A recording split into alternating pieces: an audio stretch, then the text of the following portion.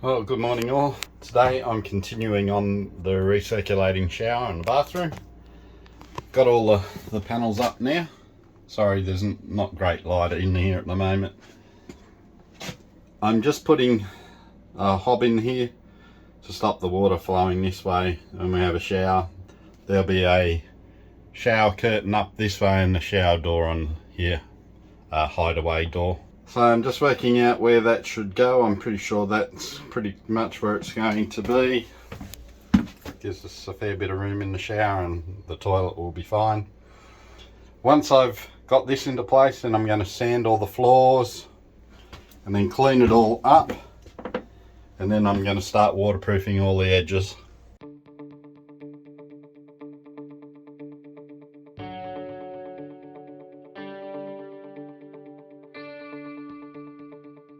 Okay, so the hob's now in.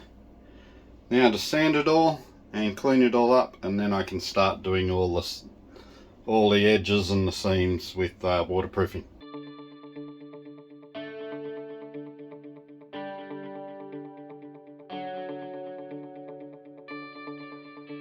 For the waterproofing, I'm using Cromlin waterproofing.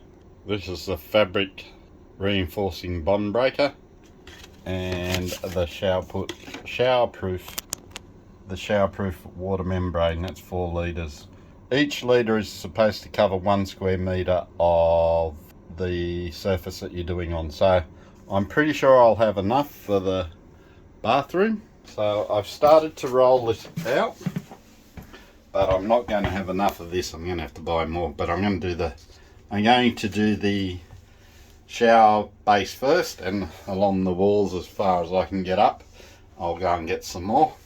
Basically, you cut it to length, you peel back this adhesive strip, and this bonds to your corners so it can fold.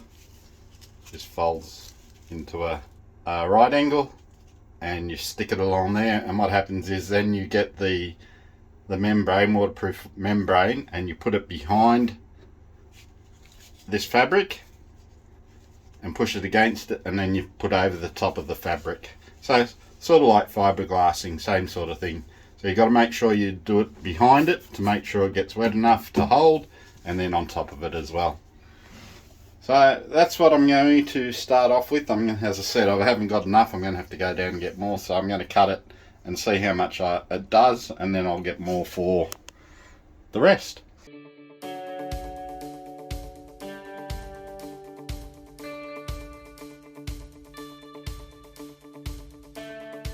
Alright, I've started to lay down the fabric bonder.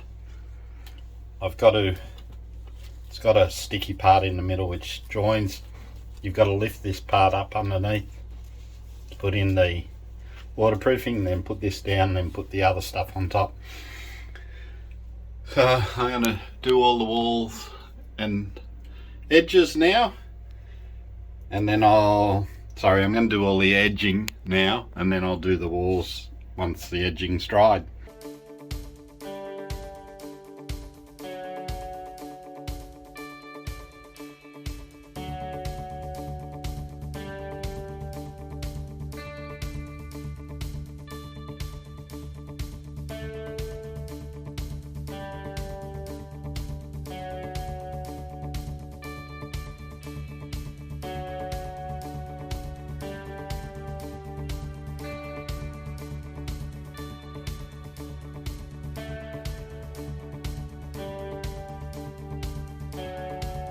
Alright guys, this is an adventure to say the least. It is not fun to work with. If you've worked with this, unless you're a professional, it's a pain in the butt. It's not a pain painting the stuff on, it's a pain getting the corners done properly. And it's like when you do taping of plaster, same sort of thing, but harder, because you haven't got much room to work with and you can't tread on anything. So it makes it harder. So I've done along this one edge, and I've done along the floor. Now, it's not perfect by any means, but once it's dried, what I'm going to do is try and get out the bubbles. I don't know whether I'm even going to bother by the time I do the second coat, and I might even do a third coat on it, it's not going to leak. I've still got all this to go, all around here to go, all up that side, down the middle, and all this side to go yet, so wear gloves too. This stuff gets on your hands and everywhere. It's just interesting. So I'm going to let that harden off, and once I've done that, I might do some of these seams rather than the wall, the bottom of the floor first. The seams are a little bit easier because you can stand up and you don't have to try not to tread on anything, so it's just a bit of a pain. Alright guys, I've got a bit better way of doing it now, so I'm just going to quickly show you as much as I can.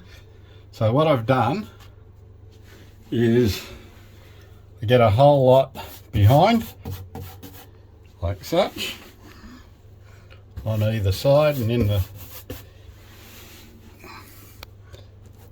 the crevice there. And once I've done that, it's going to be a bit hard trying to show you, I put it up here like this. I get some more stuff on, and then I just paint it in the corner, and that tends to hold it, and then I can fan it out, and that gives me good coverage. Sorry if I'm not showing this properly, but it's hard to do with one hand. And then I just keep going all the way up. So that's the way I did this side, a bit harder with the bend in the bus, but it's a lot easier than what it was at first. So start with the sides rather than the floor. Alright, that was a lot easier that time, as I showed you. I've got through a lot quicker, and it's definitely easier doing it on the edges than the floor, but now I've worked it out. Hopefully when I go to the floor, it'll be okay. So what I'm going to do is I'm going to let this dry off a little bit. I'm going to come back and do the corners of the floor, and I don't know whether I'll get this part done today. I'll probably leave it for the next day and give it time to dry off so I can stand on this properly, and that way I can do that. Then I can let all that dry off and do the walls, and then I can let it dry and do the second coat. But it's starting to go off really well. This stuff here is a little bit tacky, but it's drying off, so tomorrow that will be nice and hard. Okay guys, the first waterproof coat is on all the walls. I mainly had to do down along here and that floor, and also around the nook here, and just fill up a few little patches there. So I let that dry overnight, and then we'll hit it with the second coat tomorrow, and that's waterproofing done. And while I'm waiting for the waterproof to happen or dry off, I've got to work out how I'm going to get the fall on the drain. Alright guys, I'm going to put the second coat on for the waterproofing. The waterproofing is now completed. All over. And in our little nook, which is good.